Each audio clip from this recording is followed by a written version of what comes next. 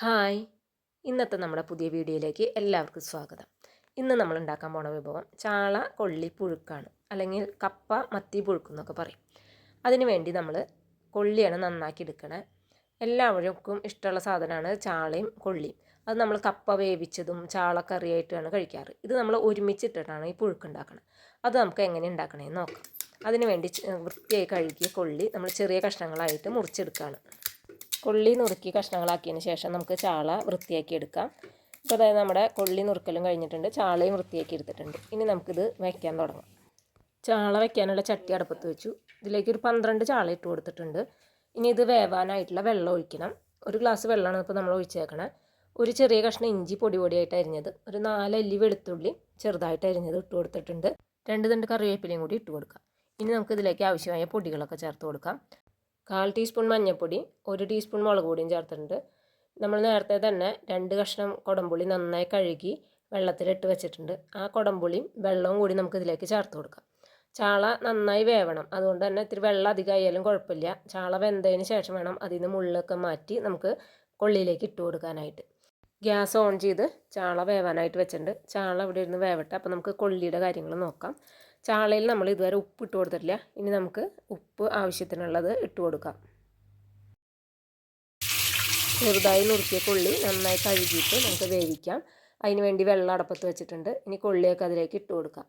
മഞ്ഞൾപ്പൊടി മാത്രമാണ് നമ്മൾ കൊള്ളിയുടെ ഒപ്പം ഇട്ട് കൊടുക്കുക. ആദ്യത്തെ വട്ടം നന്നായി തിളച്ച് വരുമ്പോൾ ഈ വെള്ളം ഊറ്റി കളയും. അതുകൊണ്ട് തന്നെ ഉപ്പ് ഇപ്പോൾ ഇട്ട് കൊടുക്കേണ്ട ആവശ്യമില്ല. ഒരു പ്രാവശ്യം തിളച്ച് വരുമ്പോൾ വെള്ളം ഊറ്റി കളഞ്ഞതിന് ശേഷം നമുക്ക് വീണ്ടും വെള്ളം ഒഴിച്ച് അതിലേക്ക് ഉപ്പും മഞ്ഞൾപ്പൊടി ആവശ്യമുണ്ടെങ്കിൽ അത് ഇട്ട് കൊടുത്ത് നന്നായി ഒന്ന് വേവിച്ചെടുക്കുക. കൊള്ളിയും ചാളയും നന്നായിട്ട് തിളച്ചുകൊണ്ടിരിക്കുന്നുണ്ട്. കൊള്ളി ഇപ്പോൾ ഇതാ വെന്തിട്ടുണ്ട്. ഇനി നമുക്ക് ചാളയുടെ കാര്യം നോക്കാം. ചാളയും ഏകദേശം വെന്തിട്ടുണ്ട്. ഒന്ന് വെള്ളം കുറച്ചും കൂടി ഒന്ന് വറ്റണ വരെ നമുക്ക് വെയിറ്റ് ചെയ്യാം.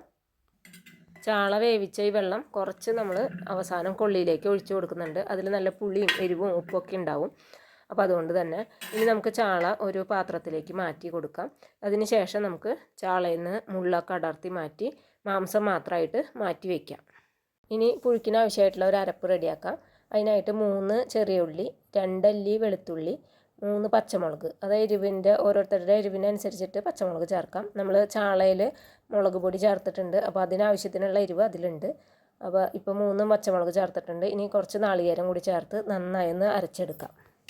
കൊള്ളി നന്നായി വെന്തിട്ടുണ്ട്. അതിലേക്ക് നമ്മൾ ചാളയിലുണ്ടായിരുന്ന ചാറ് കുറച്ച് ഒഴിച്ചു കൊടുത്തിട്ടുണ്ട്. അതിന് ശേഷം മുള്ള് കളഞ്ഞ് വെച്ച ചാളയും നമുക്ക് ഇതിലേക്ക് ചേർത്ത് നന്നായി ഒന്ന് ഇളക്കി കൊടുക്കാം.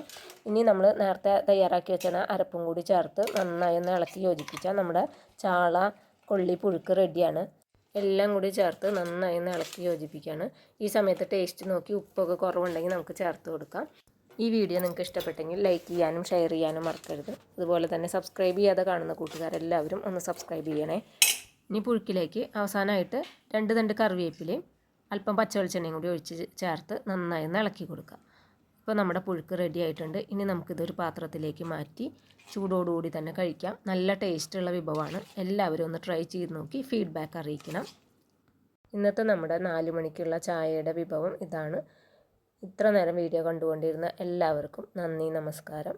ഇനി അടുത്തൊരു ദിവസം അടുത്ത വീഡിയോ ആയിട്ട് കാണുന്നത് വരെ എല്ലാവർക്കും ബൈ.